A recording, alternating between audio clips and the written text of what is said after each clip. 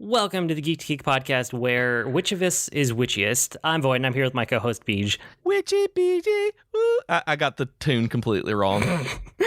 Today we want to talk about The Witcher and a couple things Witcher, probably not all things Witcher, but enough Witchers that this is going to be a witchy podcast. And this is really coming because the show just came out and BJ got super hooked on it, and I convinced him that we should just talk about The Witcher for an episode instead of doing it in the 5 minutes of geekery at the end of a different episode, right? Yeah, that's true, because I got like super into it and like I loved this show. I'd kind of put it off. All right, so for those of you who don't know about The Witcher, which I didn't know anything about going in on this about The Witcher other than, hey, there's this white-haired dude, he kills monsters. Like, so I had no desire to watch this TV show. That I saw everyone talking about it. I saw the trailers for it and thought it looked horrible. Like, I did not want to see this show. And then every single person I knew, like in real life and online, was talking about how good it was. And I was late to the boat. I'm sitting in the airport. Like, I get stuck over and over again, like over 30 hours in the airport on over the weekend. And I'm bored and need something to watch, and I'm really tired of listening to albums, podcasts, and watching whatever movies are available. So I decided, you know what? I'll download The Witcher onto my phone and download all the episodes from Netflix. And within like 5 minutes, I was hooked on it. Like, I was thinking, because I saw what reminded me of this was I saw a meme that said toss a coin to your Witcher and then had something funny after it. And I was like, I just don't get this stuff. And I see it everywhere. So I want to know what it is. And I started watching The Witcher because of that. And that song, just so y'all know, if you don't know, is not the theme song to the show that I thought it was. I thought that was the theme song to the show. That's why everybody was talking about it. And it's totally not. Like, no. I just assumed it was like, the Game of Thrones intro and the da-da-da-da, all that. Thought that was going to be toss a coin to your Witcher. That's what that was. It's not. It's part of the show. It's just an earworm from one of the episodes, basically. But it goes through the entire show. Like, by the end of it, I know you hadn't finished it up. It does keep coming back up. And it made me really happy, too. Like, I see why people... Yeah, it's an earworm. That's exactly what it is. It is. It's good. But I mean, I think you and I land in different places with the show. But before we dive into that, we should talk about the fact that this is not just a show. It's a book series that spawned a game series. And then the game series got popular enough that Netflix went out and hunted for the IP rights to get the rights to the books so that they could make a TV show out of it. So at this point, it is now a book series, it is a video game series, and it is a TV show with one complete season and a confirmed second season. So it's like all of these different media properties. And it's really interesting because if you look at the way the rights are, Netflix has the rights to make the show based on the books because CD Projekt Red only has the rights to make the video games. But if you look at the source material, like Geralt and the things that they're pulling from are definitely modeled after the video games. Like 100%. Like Henry Cavill is playing Geralt from The Witcher 3. Like there's no question at all that as much as they like quote unquote are basing this off the books, they are basing this off the popularity of the video games. So the IP rights are in this really weird middle ground space that I just find utterly fascinating. And it's really weird for me, too, because I started looking into it, just wanting to know, because I knew that the games were based on books. And I knew that they weren't like... They did their own thing with it. They took it and literally adapted it for the medium, where it wasn't like telling the exact same story or do anything like that. Like Witcher 1, 2, and 3 are their own properties within within that world, and the books are the books, and then this show is based on the books and the story that's being told there. But you're absolutely right. Visually and charactery, that's what it is. And the characters, everything, like it is absolutely based visually, at the very least, on the video game. Like, he is... When I started up The Witcher 3 after I saw the TV show, I went and bought it on Switch because I couldn't resist. I was very surprised at how close of a performance that Henry Cavill did to Geralt in the game. I'm like, man, that is not a bad adaptation of Geralt then. Well, and he has come out and said that he's a huge fan of the video games. So he's definitely playing the character from the video games because he's a gamer. Like Henry Cavill has said many times over the years that like he plays video games. He plays a lot of video games and he loves video games. He's also just a very famous actor at the same time. Right. Because he's from our generation. Like everybody plays games in one way or another. You know, it's not a big deal anymore the way that it used to be, I guess. But you can tell that he knows at least The Witcher 3 and that his Geralt is pulled from that Geralt. Yes, absolutely. And this show made me, from the very beginning, love Henry Cavill. That I was kind of meh about Henry Cavill before this, that I've never seen The Tudors. And I know that that's supposed to be a magnificent show and that there are people who really fell in love with him because of that show. I've never seen any of it, but I'm going to now.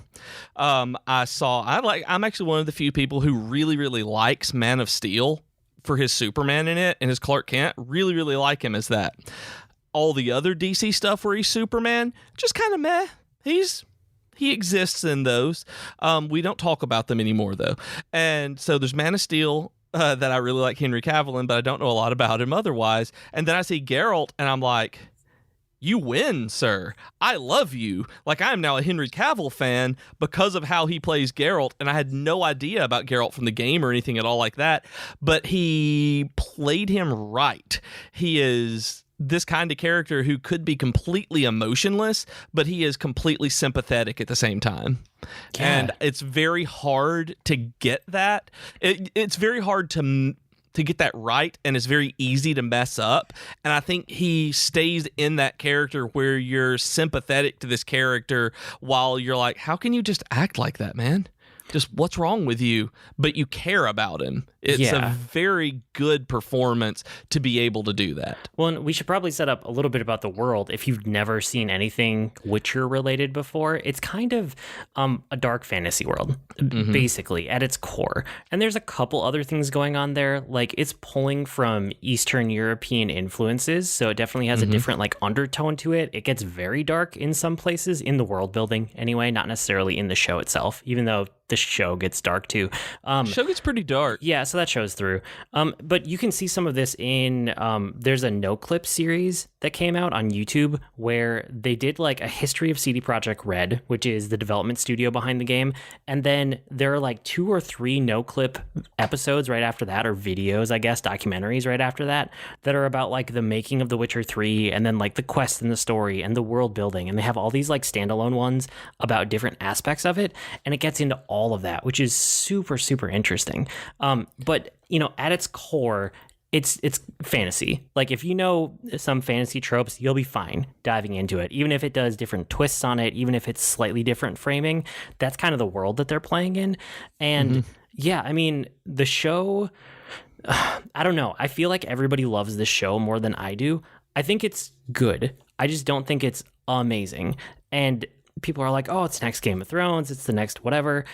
I really saw it as a very solid like B show. Like, I would not give this an A or an A plus or amazing or I can't wait to get back to it. I mean, this came out like a month and a half ago at this point as of recording this? Yeah. I think so. And I have watched 6 episodes out of the 8. Like, it's not a huge commitment. There's only 8 episodes in the season. And the first episode took me 3 different sittings to like get through because it just was not grabbing me at all. And every episode I watch, I like it more. I like it more and more. And so it started out and it was like, yeah, this is a solid like B fantasy show for me. And at the point that I'm at right now, I feel like, yeah, this is like a B plus. I want to finish it out. I want to finish the season. I like it, but it's not completely and utterly amazing. But it's good. It's definitely like, it's good, whereas before I thought it was okay. So my rating keeps going up. So maybe I'll get to like a B plus or like an A minus by the end of the first season. But I want to see where it goes. But it's also not grabbing me to the point where I need to just like push through it. Because when I get hooked on something, I clear my schedule enough to just like make my way through it. And I've had a month and a half and I'm only 6 episodes in. So that's where I'm landing with the show right now. And it's really strange to me about that because I know that like I know that we talked before this, and we actually started recording whenever I said I expected you to like this more because of how much you like Game of Thrones and just how into it and all in that you went on that, and how you're like, well, it's not Game of Thrones. And I want to know, because it is different, don't get me wrong, I am absolutely 100% behind it, and we'll talk about that on why it's so different, but you're like, this is absolutely not Game of Thrones. What is it that doesn't click with this one for this like dark fantasy that did with Game of Thrones? It's not interweaving like interesting intrigue between characters that are building to something greater. It feels like Monster of the Week. It feels like the way that shows used to be, where maybe there was some loose connection episode to episode, and you can tell that the season is kind of going somewhere where they're going to pull some of it together, but it's not this intricately woven narrative where everything that one character does, you know, is going to have drastic effects on everything else going on. It's not that. It is much closer to Monster of the Week. What's the like new town that they're in this week and the new monster they're dealing with? And I know there's stuff that's going to come together. There are things with Yennefer. There's things with Geralt. There's things with Ciri. And I know this because I've beaten The Witcher 3. Like, I know where these stories go. So right. I know it'll all come together, but it's not super clean in the way that it's tied together. And the narratives feel very disconnected. And it's kind of weird the way that they're doing the timelines, because you can tell that the timelines are not in sync, and they must get in sync like right near the end of the season. Like, there's no way they don't. Kinda. Like, the reasons that you can't get into it are the exact reasons that I can, or the exact reasons that I do. Because immediately when I started watching this, like, I loved the opening scene where he was fighting the spider monster in the swamp. Like, that just like, oh, that's what this kind of show is. Cool. And so it set that tone. But then I start seeing as the show jumps around and it plays with time and the way that the narratives are being told, where it has these different stories that are going along, that I see that something's up with it at first. In the first episode, you don't really know what's going on with the timelines and that it's timelines even. You just know that there are all these different threads. By the end of the first episode, you don't know what's going on at all. You just know there are all of these different stories. And for me, my one of my interests when I was studying TV specifically was narratology, was how they actually structured the narrative. So I see this in episode 1, and my brain, the gears just start turning and trying to put these pieces together to see. And I'm like, okay, I know what they're doing here. And so the entire story pushed me through it from a structural standpoint. And I like the characters. Like, I really, really like Yennefer. Like, I really love what they've done with Yennefer. And like I said, Henry Cavill is great as Geralt, but it was this narrative structure where I'm seeing these little bits and pieces that are pulling from the different stories and different narrative lines that are tying them together because of the actual physical structure of this show. And that's what really drew me in, even though there's not the political intrigue tying everything together in this one. There are characters' lives and relationships and actual literal chronological narratives that are being pieced together that really just sucked me in from the very first episode.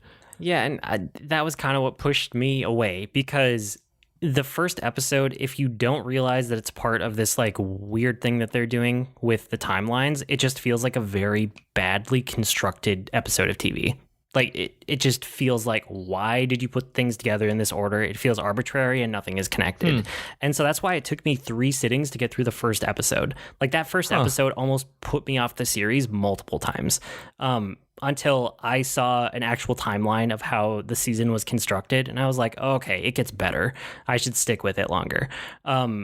And that's really interesting to me. Like, that really is amazing to me, because from like seeing it like that, it never once made me think that it was disjointed like that, like really disconnected, because I was just like, yeah, they're doing something really cool with this. Like, I never saw it as a mistake to begin with. So that's really interesting how we just hit it, how it appeared to us. Well, and keep in mind, I've beaten The Witcher 3, so I know where all these stories are going. And so I could immediately tell. I was like, oh, these timelines are all out of sync. Like, this is weird. This is kind of dumb. And it's things where it's like, okay, I see where the characters are going to come together. Let's get to that point because that's when it's going to get more interesting. And it just took its time. Whereas I think if you had no video game baggage like I came into it with, you would probably enjoy it a lot more. And I think that's what you're running into because you hadn't played any of the games. None of it. I knew nothing about it. All I knew was that as I put it in my own brain, Geralt killed some monsters. Like, that's all I knew. I didn't know his name was Geralt. I thought his name was Geralt. And so starting this completely fresh, Witcher TV show was my introduction to this world. I now want to go in because of that, having nothing. I want to know about the books. I want to know about these games. Like, I'm playing The Witcher 3 now. It's like, I loved this show because of that, because I didn't have that kind of like, oh, I know where this goes. But the moment I started The Witcher 3, I was like, spoilers? This is spoilers for at least season 2. What's going on? Why are you doing this? I'm like, because you're playing the third in a series, you dumbo. Yeah, well, like, I don't think exactly either what of you're us doing. Played 1 or 2 or are interested in playing The Witcher 1 or 2, but The Witcher 3 is really good. And you're liking it, right? You're not far in, but... I'm not very far in at all, but I love it so far. It kind of feels like a grimdark Skyrim, and Skyrim was kind of grimdark, so it's really interesting. Like, this genre doesn't, also to go back to Game of Thrones, it doesn't feel like Game of Thrones because it's not high fantasy. That this is really more grimdark fantasy as opposed to high fantasy, which is which is an actual like genre difference, and because it's Eastern European as opposed to like Western European, grimdark versus high, it does have a different feel than like Skyrim does. So it's gameplay wise, yeah, it feels like I'm playing Skyrim again, but I really like what I'm seeing so far. I guess I didn't really feel the Skyrim vibe, but I don't know. Skyrim is its own thing. I liked it. I liked The Witcher 3 a lot. I liked it for the storytelling, and the storytelling is like so much better than Skyrim ever was. Yeah, it really is. It feels like a really good Western RPG, even though it's coming out of East Europe, like East European. I know, right? But it feels like something that like a high-end AAA Western studio would put out. But then you run into little things here and there where you're like, this is a weird twist, or this is kind of different than a AAA game would be. And it's because it's coming out of, I want to say Poland, but I don't know if that's right. I think it's Poland. Yeah. Pretty sure it's Poland. So it's good, but what I ran into was I was loving the story and the world, but the gameplay after about 10 hours got to the point where I was like, I don't really want to do this anymore. Like, the gameplay wasn't the fighting and the combat and stuff. It wasn't doing anything like new or revolutionary, and it was fine, but it wasn't super engaging. So what I did, and I feel like I talked about this on the podcast a couple of years ago, was I think you did. I went and I modded it. And I was playing on PC, and I basically put in a couple mods. I didn't do anything drastic, but I put in a mod that let me enable console commands, and then I gave myself tons and tons of experience. And so I basically just out-leveled the game completely, so I never had to worry about combat again, and I could just play through it for the story. And I added a couple other convenience things, like, I don't remember, are there weight restrictions in this game? Because if there are... I don't know. I 100% modded them out, because I hate that when that happens. I hate inventory management just about more than anything else, and I haven't gotten to the point where it's become an issue yet, so we will see. Okay, so if that was in the game, I took it out. I can't remember because it's been a while. The other thing I added was better fast travel, which there's a couple mods out there for it. The fast travel in the main game, you have to go to one of these like signs, like these fast travel points, and then you can travel from sign to sign. Whereas if you mod the game from literally anywhere, you can just fast travel to one of those signs. It's a super minor change that makes a world of difference in how you travel around the world. So yep, that would. I did that. And the thing is, I played through the game. I loved the story. Like, the story and the world were fantastic. And I keep meaning to go back and get around to the expansions, because the expansions are supposed to be standalone and really good.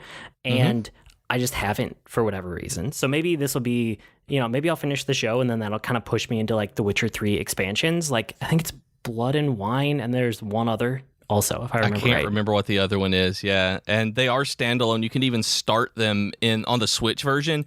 It just lets you start them basically boosted. Whereas you'll get armor and levels up to this point to be able to start the expansion content, either one you want, or you can start from the beginning and just have it all baked into the world, which is what I did. Cool. Yeah, I think that's in any of the like Game of the Year edition or Complete Edition or whatever it is, which the Switch is one of those, the more complete like modern editions.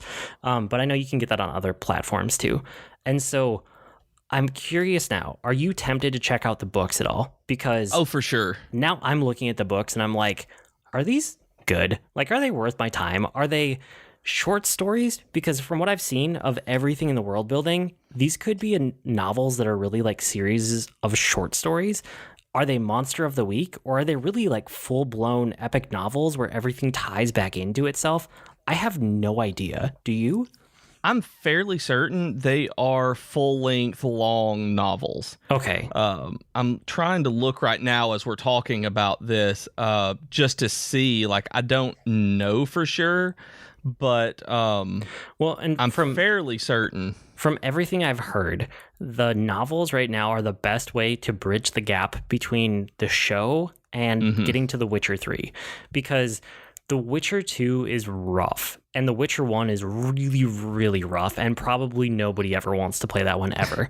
The Witcher 2, if you absolutely loved the game and the series and everything, you might have enough like tenacity to stick with it. But even there, like, you just go watch some gameplay of The Witcher 2 or The Witcher 1, and you'll be like, yeah, I don't need to put myself through that. So it seems like if you want the full story, the best way right now might be to go across 3 different mediums, which is weird. Start with the Netflix show, and then where that leaves off, pick up the books. And then when the books get far enough, jump over to The Witcher 3. That's a very strange way to experience the narrative, but it may be. Because, I'm looking at it right now on Amazon, and the mass market paperback of The Last Wish, the first one, is 384 pages. So they're definitely full-length novels. Okay. Rather than like collections of short stories and things like that. Yeah, full-length book, and establishes the continent as a backdrop, blah, blah, blah, blah, blah. Well, someone I know and trust said that the best place to pick up is just get the second book. So if you finish season 1 of the show, you can just pick up book 2 right away, and that's a good place to like jump back into the story. That makes sense. It's also funny to me, speaking of the books, how little the author cares anything at all about these adaptations. Oh yeah, it's hilarious. Like, he cares nothing. Like, he is like, and it's not even angry disinterest. It's just like, I'm busy. I don't care. It's just like, I'm writing. I just like, what are you going to do? It's like, they're fine. They can do their own thing. People like them. Interviews are hilarious because they're like, oh, how excited are you? And he's like, I'm excited that I don't have to work as much because I get more money because I sold these things. And they're like, yep. Okay. He's like, yeah, I like not working and I like making money so I don't have to work. Like, that's what all of his interviews are like, and they're hilarious. I love reading his interviews. They're great. And it's like, he's this surly dude, but at the same time, it's adorable. Yeah, it's so good. So The Witcher, I think we both recommend different pieces of it in different ways, but there's definitely something to the setting and the story there that you can probably find one way or another into it if you're interested. Yeah, and like just watching the TV show, like I know that Game of Thrones was one. I keep tying it back to Game of Thrones because it feels like has that same like atmospheric feel to me when I'm watching it. But like people get into that, and it's like those actors were pretty, but honestly, and I know this is gonna sound super silly and super shallow, but my goodness, watching this show with Henry Cavill and I can't remember her name, the woman who plays Yennefer, they are 2 of the prettiest people on TV right now. Like, they are just fun to watch because they're pretty. Like, both of them. It's just like, look at this. I'm going to sit here and watch this wonderfully entertaining narrative that's just filled with beautiful people. And I'm okay with that. Like, I love it. Like, I love TV with beautiful people in it. Like, Jennifer and I talk a lot about this. Like, when we were watching Lois and Clark, it's like we were amazed going back at just how pretty Dean Cain and Terry Hatcher were. And it's like, man, we were kids and didn't realize that. And I feel that way about The Witcher. It's like Henry Cavill is pretty. It's like, and whoever plays Yennefer is one of those beautiful women on television. I'm just like, man, these people are pretty.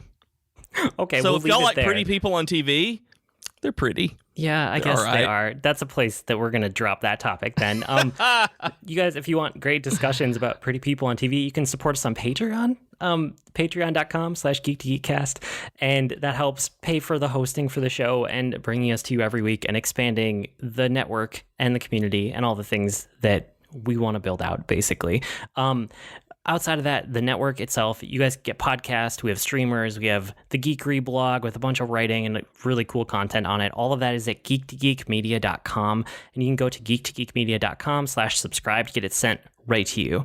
With that, it's time for Weekly Geekery, where we share what we've been geeking out about this week. What have you been up to? Well, the main thing is I played Arboretum, finally. Like, I bought it. You've been recommending it for a long time, and I bought it and brought it to Board Game Night the other night. And, like, because of on I'm trying to think on what it was, Discord. On Discord, we had someone ask about the scoring system, and we had talked about that a couple of weeks ago, and I understand their confusion on this, that I think it was Alpha Wing, and like I get the confusion but once I got it down, like you said, I understood it a lot better.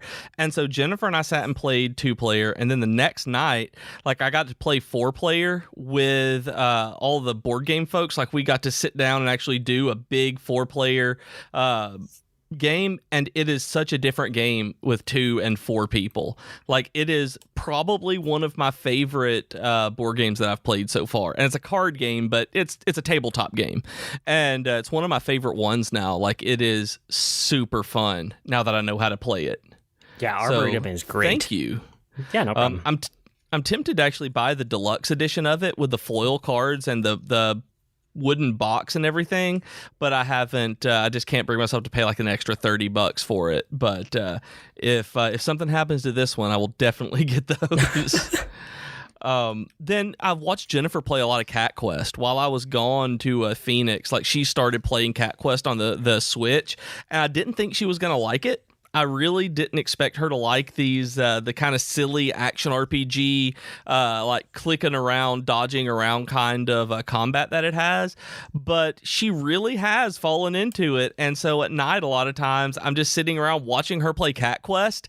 And it just makes me really happy to see that she's falling into different kinds of games than she originally started with. Like, she started really playing things like Mario Kart and Journey, and just as she's seen me play stuff, as I've talked about stuff, as our nephew has noticed stuff, it's just like gotten her into different kinds of games that she probably wouldn't have enjoyed nearly as much years ago. So just sitting around watching her play Cat Quest has made me really, really happy. And I think we're going to play Cat Quest 2 together whenever she beats this one, because it's a co-op game where one's a cat and one's a dog. Awesome. That's really cool. I'm super excited for that. And then I actually started Shadowbringers, Final Fantasy XIV Shadowbringers. I actually started it the other day. Awesome. About 12 months late to the party, but I'm glad that you're getting to it because it's really good. And that's actually the only thing that I can really say so far is that I've started it. I'm late to the party, but you're absolutely right. Just immediately out of the gate, it has better storytelling than almost the entire rest, like the entire Stormblood expansion. Like, it clicked. I don't know what they were doing, what mechanics, what writing style, whatever it was that changed. It's just good, and it's engaging immediately. So while I'm still not a fan of the MMO mechanics part of it, the story is really good from the very get-go. Yeah, they said that one of the scenario writers for past expansions, she got to take like the lead role in this one, and everybody points to like her as the one that really like made it what it was. So then if you go back and look, and I'm not doing a very good job of this because I have to do the research again, but I looked it up sometime when the game came out.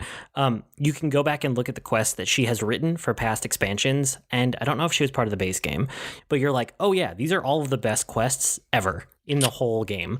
And then she got to take lead on an expansion. So everyone's like, okay, make her like the lead scenario creator, writer, story person from now on, because she knows what she's doing. Yeah, for real. If that's that, with that being the case, yeah, absolutely, 100% behind that. Because even just the very beginning of this, where just a day or two ago that I resubscribed to make sure my house didn't fall down, I was like, yep, I do this. That she definitely needs that job. Promote her. Give her much more money. Let her do this again. For sure. I've been playing just not a ton of video games lately. I dipped my toe back into Shovel Knight because Shovel Knight is done finally. I know it came out in like 2013 or something at this point, but they promised all these expansions from the Kickstarter, and they made so much money on Shovel Knight that they're like, yeah, we can do this. We're going to just take our time and do all of these expansions and then build them all into the base game. So if you bought Shovel Knight early, they probably upgraded you for free to Shovel Knight Treasure Trove Edition. Or if you bought it later, you probably bought Shovel Knight Treasure Trove, and that's what it was called at the time. And it's basically the Shovel Knight campaign, which I've talked about plenty, and everyone knows I love that game. But then there's also a campaign for Plague Knight, there's one for Spectre Knight, and then the one that just came out is for the King Knight, who I think it's called King of Cards. And I had only tried one of those before. I think it was Plague Knight, and I just didn't like it, and I was like, well, that's kind of dumb, whatever, it doesn't work for me. So this was me dipping my toe back in and trying all of those campaigns again because I love the base game so much.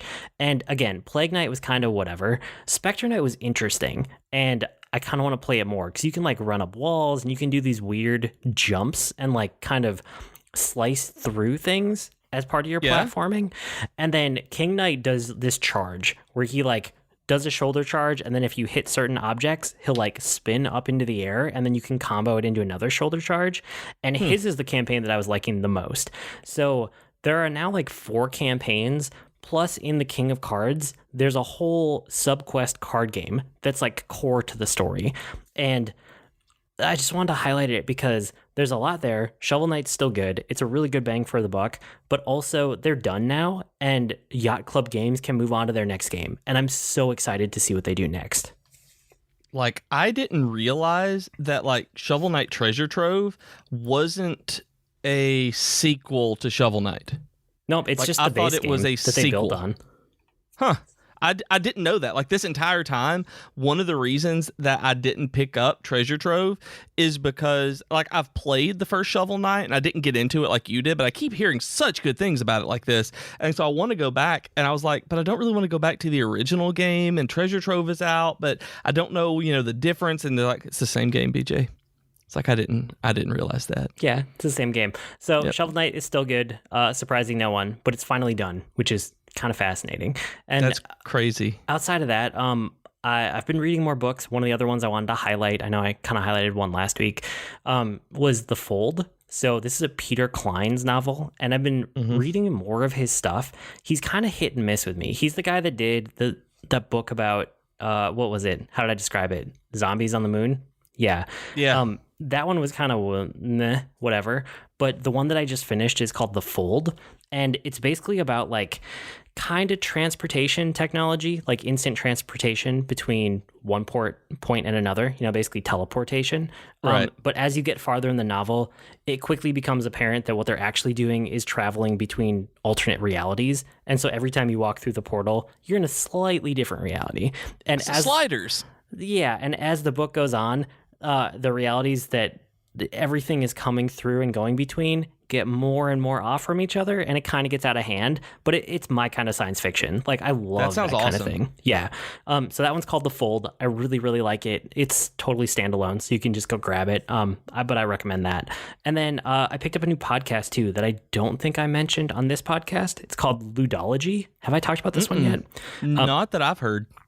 Okay, cool. So Ludology it's a bunch of like board game designers or people that are part of the board game industry or adjacent to it, and it's them talking about board game mechanics and design and kind of the evergreen stuff that exists in the world of board gaming. So it's not just a review show, it's not what came out this week or industry news. It's really about like, what is this mechanic and what does that mechanic mean for things, and how has it been used, and how could it be used in the future, and where did it come from, and what's the history behind it. And it's this like deep dive into the mechanics of board games, and I really, really like it. It's really well done. So I wanted to highlight that one too, because I bet a bunch of people listening to this podcast would enjoy that. So that's called Ludology. Yeah, that sounds really cool. Yeah.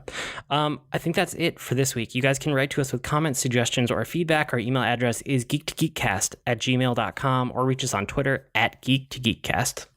We also have some great discussions on Slack, Discord, and Reddit. You can go to geek2geekmedia.com for invite links, and while you're there, make sure to check out all the other content on the network. I blog at agreenmushroom.com, and you can find me at grnmushroom. That's green mushroom without the E's on Twitter. I'm also on the Disney Forever podcast, where we watch and react to a different Disney movie every week. And I'm on Twitter as @Professor Beej. That's Beej with 2 E's. And you can listen to me even more on the Dragon Quest FM podcast, where we talk about the Dragon Quest games. We've been Void and Beej with your Geek to Geek podcast. That'll do it for this week. See you next week, geeks. Witcher. Toss a coin.